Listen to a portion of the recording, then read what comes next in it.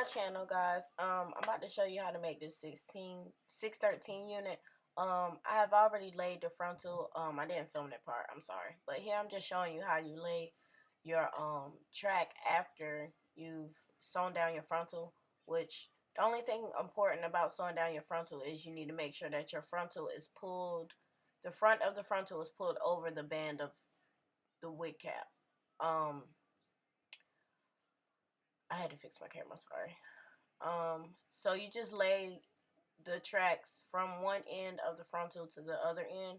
I did mark out where my ears are. That's what that's what those blue lines are. That's not necessary, but I mean, if you want to, you can. Yeah, I just feed my needles through the end of the track, and it's the only time I really go through my track because if you go through your track too many times, it will cause a lot of shedding. So focus, camera. So just feeding it through the end, and once I feed it through the end, I will start sewing it down.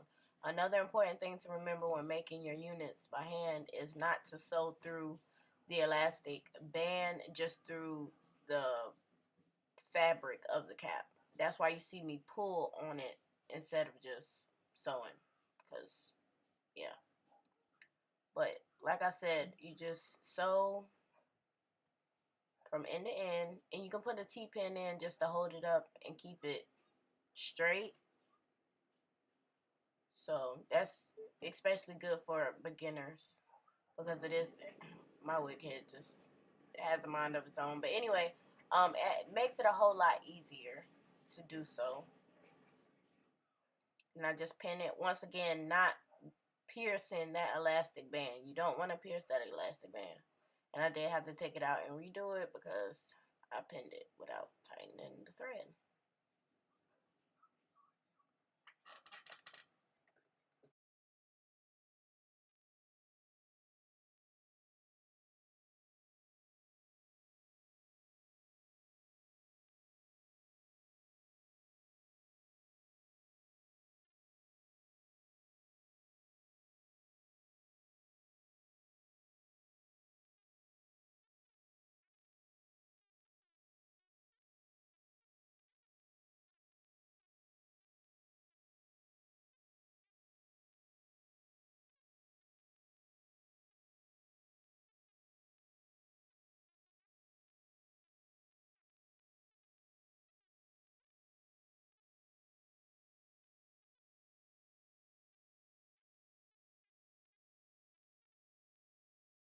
Okay, so the next thing you'll see is me, I'm about halfway done, or if I'm not all the way done, and I'm just showing you here how to flip your tracks. I do not cut my wefting, I always flip my tracks, even up to the very top, because I really like to cut down on shedding. So just flip it over, hold it down, and you have to kind of like pinch it where it's like folded, and at this point I do take my needle through my wefting.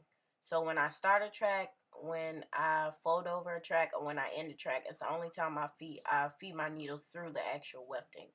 And you do knot this a couple of times to me to just help secure it down.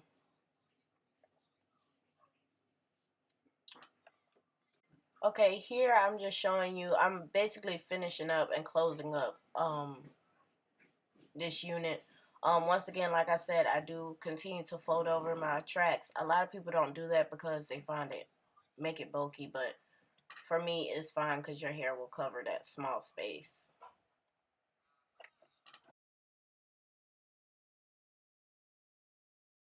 Please excuse my nails in the next couple of clips.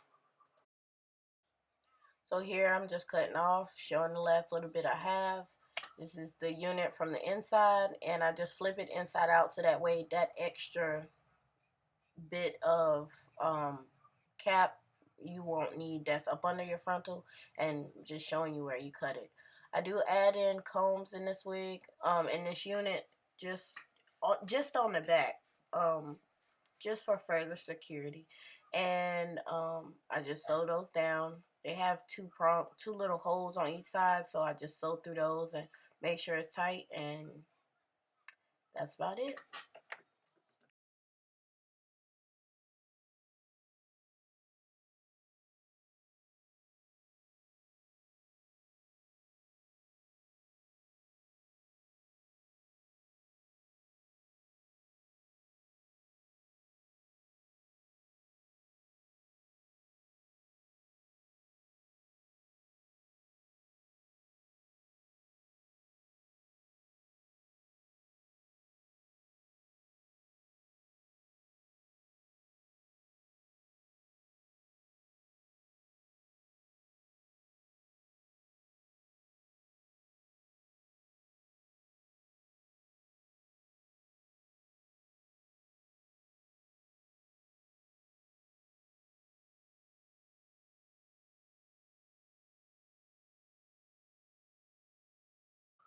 And these are all 3 clips sewed in. The extra part of the cap taken out. The next clip is just showing how I form my baby hairs and all of that before I put the wig on, which can be quite helpful when cutting the lace. But one piece of advice: do not use this blue foaming stuff. It kind of makes the hair turn green a bit. But other than that, that's it. See you guys in my next one.